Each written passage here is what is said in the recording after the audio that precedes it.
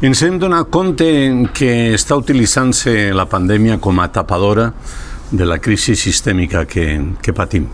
Els mitjans de comunicació posen el focus sobre ella, mentre silencien que durant aquests dies s'ha condemnat un president per no despenjar una pancarta, continuen perseguint-se judicialment vora 2.000 persones per intentar votar l'1 d'octubre del 2017, però s'ha absolt un corrupte per una estafa i s'ha rebaixat la condemna a un professor pederasta d'una escola de l'Opus Dei.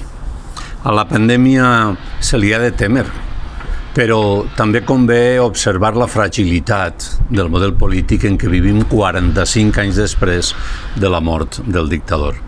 Ens trobem davant de moments fonamentals perquè en un període de crisi sistèmica les elits es troben capficades en mantenir el control a tota costa.